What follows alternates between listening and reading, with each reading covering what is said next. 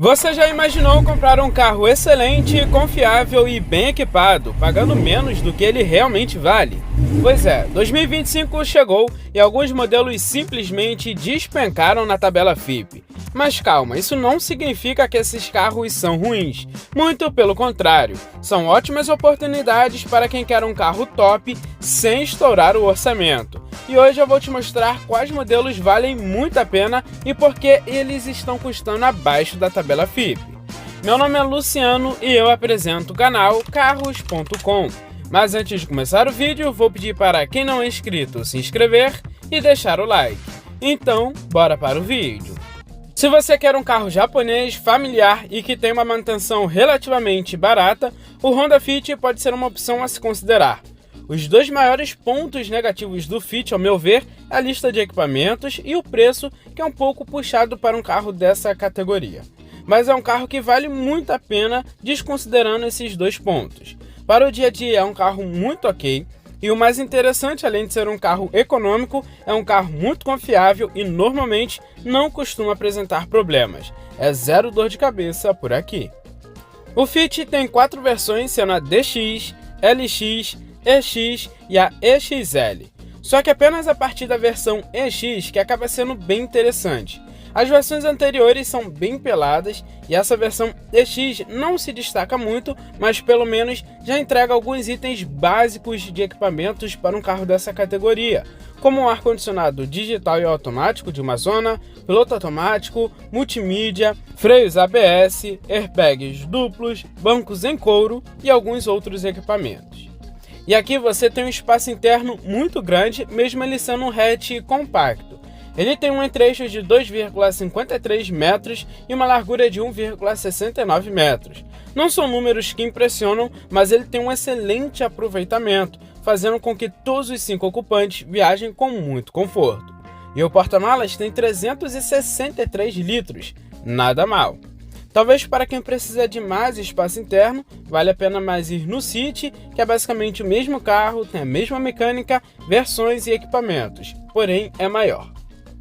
O Fit usa um tradicional motor 1.5 iVTEC Flex que gera 116 cavalos com álcool e 115 cavalos com gasolina a 6.000 RPM.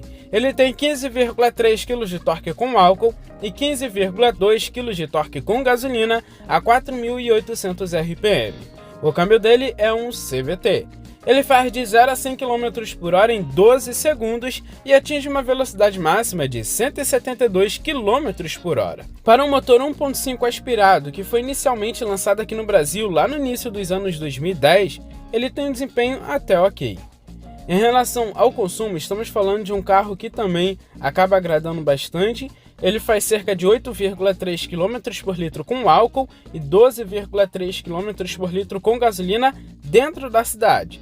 Na rodovia esse consumo melhora e passa para uma média de 9,9 km por litro com álcool e 14,1 km por litro com gasolina. Um Honda Fit EX do ano de 2015 tem preço médio entre 60 e 70 mil reais. É um carro excelente, eu acredito que ainda seja um carro um pouco caro pelo que ele entrega, mas no geral, para quem busca um carro confiável, que não quer ter dor de cabeça, uma mecânica relativamente barata, vale a pena. Até porque a gente tem que levar em consideração que hoje em dia um Kwid aqui no Brasil ultrapassa os 70 mil reais. Então pagar 70 mil reais em um Fit usado, levando em consideração esses parâmetros, acaba sendo bastante vantajoso. Outra opção que vale a pena destacar é o Mitsubishi Outlander de segunda geração, modelo que chegou em 2014. Muitas pessoas acabam preferindo a antiga geração em relação ao design, que era bem mais agressivo e particularmente eu também acho mais bonito. Mas vale a pena considerar esse modelo aqui também pelas melhorias que ele recebeu, principalmente em relação a tecnologias. Aliás, foi um dos primeiros SUVs a estrear a versão híbrida, chamada de PHEV, que para quem está em busca de um SUV híbrido vale a pena, mas vale a pena levar em consideração também que essa versão híbrida, infelizmente, é muito difícil de se encontrar no mercado de usados. Além dessa versão híbrida, temos as versões mais convencionais, a versão de entrada com motor 2.0 e a topo de linha com motor 3.0 V6. Ambas as motorizações são as mesmas da antiga geração. Isso significa que se você precisa de um carro com mais desempenho, vá de 3.0. A 2.0 deixa muito a desejar, já que é o mesmo motor que você vai encontrar no Lance e a SX, que são carros mais leves e mesmo assim acabam não agradando tanto em relação a desempenho. Mas se você não liga muito para desempenho, talvez valha a pena se você for usar mais no dia a dia. Pelo menos no quesito equipamentos, é um carro legal mesmo na versão de entrada. E você já vai encontrar itens como freio nas 4 rodas, controle de estabilidade e tração, o ar-condicionado digital e automático de 2 zonas, faróis LED, chave presencial, bancos em couro e até a multimídia. Mas a versão que se destaca mesmo é a GT V6, que adiciona os faróis Bichenon, piloto automático adaptativo, câmera de ré e algo interessante é que passa a ter 7 lugares. Então, no geral, vale mais a pena ir na versão GT 3.0 V6.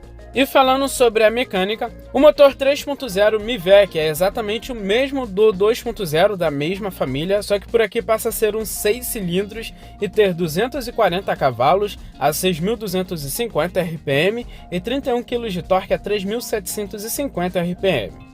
O câmbio dele passa a ser um automático convencional de 6 marchas, diferente da versão 2.0 que tem um CVT.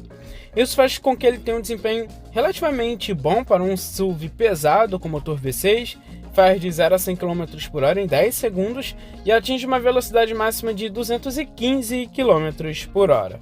O consumo por aqui é bem puxado, até porque estamos falando de um carro V6. A média dentro da cidade é de 6 km por litro, na rodovia cerca de 9 a 10 km por litro. O Mitsubishi Outlander do ano de 2014, na versão GT com motor 3.0 V6, você vai achar na faixa de preço entre R$ 75 e R$ 85 mil. E é um baita carro nessa faixa de preço e vale muito a pena. Um sedã esquecido e encalhado é o Kia Cadenza. Por aqui ele nunca foi uma opção muito buscada, de fato. Porém, antes dessa alta de preços, muitas pessoas acabaram se interessando por esse sedã grande, já que estamos falando de um carro 3.5 V6, muito luxo, equipamentos, tecnologias e espaço interno muito bom, custando bem menos que um Civic ou Corolla. Hoje em dia você vai encontrar esse carro custando cerca de 60 a 70 mil reais. Infelizmente, o preço dele até subiu. Antigamente você encontrava esse carro a partir dos 55 mil reais e aí tinha um custo-benefício imbatível. Quando o Cadenza foi lançado aqui no Brasil, ele era disponível em 3 versões, sendo a primeira versão a Z554, que era uma versão bem completa, mas não tinha o teto solar, por exemplo. A versão Z555 adicionava o teto solar duplo panorâmico e tinha a versão Z556, que é uma versão um pouco mais difícil, ela é relativamente rara no mercado de usados, que além de ter todos os equipamentos da versão Z555, acrescentava um interior na cor bege, que era muito mais bonito. Nas versões anteriores, é um interior todo na cor preta. E se você pegar a partir da versão Z555, que querendo ou não já é a topo de linha, e custa praticamente o mesmo da versão de entrada, acaba tendo um custo-benefício melhor. E é um carro bastante completo até para os padrões dos dias de hoje. Estamos falando de um carro que tem bancos em couro, com regulagem elétrica tanto para o banco do motorista quanto para o banco do passageiro, piloto automático, sistema de som premium, ar-condicionado digital e automático de 2 zonas, chave presencial, luz ambiente, cortina do vidro traseiro, airbags frontais, laterais e de cortina, controle de estabilidade e tração, câmera de ré, sensores de estacionamento traseiro e muitos outros equipamentos. É um carro muito equipado e nem parece que já tem os seus 12, 13 anos de lançamento. O Cadenza, por ser um sedã grande, se destaca pelo espaço interno, que é gigantesco. Ele tem um entre-eixos de 2,84 metros. Isso significa que todos os 5 ocupantes, mesmo sendo adultos, vão com o máximo de conforto. O porta-malas tem 451 litros. Até parece ser maior, mas merecia ter um espaço ainda maior por ser um sedã grande. Partindo para a sua mecânica, ele é equipado com motor 3.5 V6. É um motor Lambda bastante conhecido na linha da Kia e Hyundai. É um motor que se destaca principalmente pela confiabilidade mecânica e pelo baixo custo de manutenção, se levar em consideração a categoria do Cadenza. Estamos falando de 290 cavalos a 6.600 RPM e 34,5 kg de torque a 5.000 RPM. O câmbio é um automático convencional de 6 marchas, com opções de trocas manuais. Ele faz de 0 a 100 km por hora em 7,7 segundos e atinge uma velocidade máxima de 230 km por hora. Ele tem 290 cavalos, um conjunto muito bom e um desempenho excelente, mas ele é um carro muito pesado e voltado totalmente para o conforto. Talvez ele não seja ágil como algumas pessoas pensam por causa de toda essa potência. É um carro que realmente vai se destacar e ter o melhor desempenho possível em alta, em fazer ultrapassagens na rodovia. E o consumo, considerando seu porte, peso e potência, não é tão ruim assim. Estamos falando de um carro com quase 300 cavalos e que pesa mais de 1.600 kg. Na cidade ele faz 6,9 km por litro, na rodovia 9,7 km por litro. Que a Cadenza do ano de 2012 tem preço médio a partir dos R$60 mil, podendo chegar no máximo em seus R$75 mil. Isso vai depender bastante do estado de conservação que o carro se encontra. Outra opção muito interessante para a nossa lista é o Chevrolet Cobalt de segunda geração. Eu vejo que essa geração especificamente nem é tão comentada, mas vale muito a pena para os dias atuais. É um tanque de guerra, uma opção mais interessante até do que um Prisma. Entre os carros que eu separei, o Cobalt talvez seja um dos mais racionais. Realmente esse carro aqui se destaca nisso. Ele tem duas opções de motorização, 1.4 e 1.8. Dá para pegar o 1.8 na versão de topo LTZ com tudo de série. E já é um carro bem completinho se a gente considerar que é um carro de entrada. Estamos falando de um carro que já tem os bancos em couro, multimídia que já conta com Android Auto e Apple CarPlay, ar-condicionado, freios ABS, airbags frontais, computador de bordo, volante multifuncional, piloto automático e muitos outros equipamentos. E o espaço interno também se destaca. Estamos falando de um carro que carrega confortavelmente todos os 5 ocupantes. Realmente estamos falando de um dos sedãs compactos com um dos maiores espaços internos da categoria. E o porta-malas do Cobalt tem 563 litros. É um dos maiores porta-malas entre todos os sedãs. Se você pegar sedãs acima dele, maiores, seja os sedãs médios ou até mesmo os sedãs grandes, o Cobalt se destaca ainda mais. É um porta-malas gigantesco. Partindo para a sua mecânica, ele é equipado com uma mecânica bem fácil de manter, o custo de manutenção é barato, além disso é extremamente confiável toda essa mecânica. Ele é equipado com motor 1.8 GM Família 2, que é flex, gera 111 cavalos com álcool e 106 cavalos com gasolina a 5.200 RPM. Ele tem 17,7 kg de torque com álcool e 16,8 kg de torque com gasolina a 2.600 RPM. Ele tem duas opções de câmbio, manual e um automático, ambos de 6 marchas. Com isso ele faz de 0 a 100 km por hora em 10,6 segundos e atinge uma velocidade máxima de 170 km por hora. E o consumo é excelente. Estamos falando de um carro que faz dentro da cidade uma média de 7,6 km por litro com álcool e 11,1 km por litro com gasolina. Na rodovia essa média melhora e passa para 10 km por litro com álcool e 14,4 km por litro com gasolina. O Chevrolet Cobalt LTZ do ano de 2020 tem preço médio entre 70 e 80 mil reais, mas se você garimpar você acha bem abaixo da tabela FIPE a partir dos 65 mil reais. E para fechar a lista de hoje eu separei o Volkswagen Virtus, é um sedã de entrada também muito equilibrado e para quem quer um carro entre 70 e 80 mil reais vale super a pena. Nessa faixa de preço, infelizmente, só dá para encontrar a versão Comfortline, que é a versão de entrada com motor turbo. A Highline, que é a mais legal, você vai encontrar a partir dos 90, 100 mil reais, que aí eu já acho um pouco puxado para um sedã compacto e, ao meu ver, vale mais a pena investir em um sedã médio, como Corolla, Civic, o carro que eu comentei anteriormente, o Caoa Erizo 6. Então são diversas outras opções, o leque acaba se abrindo.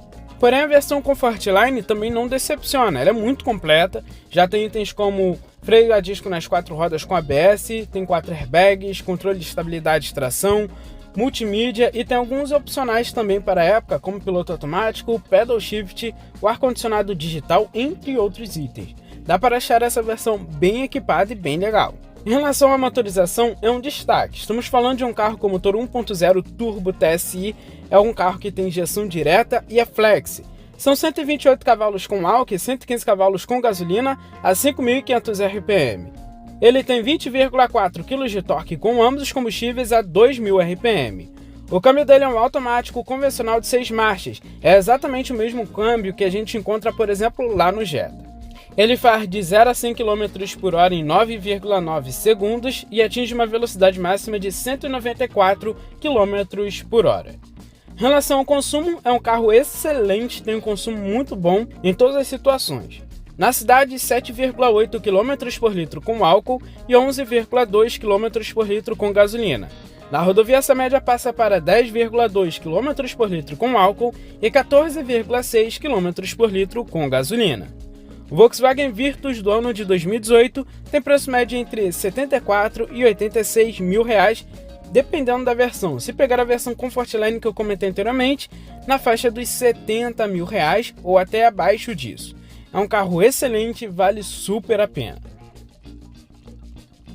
Bom, esse foi o vídeo de hoje. Deixe nos comentários quais desses carros vocês levariam para casa ou se vocês levariam outros carros que eu não comentei na lista de hoje. Forte abraço, valeu e fui!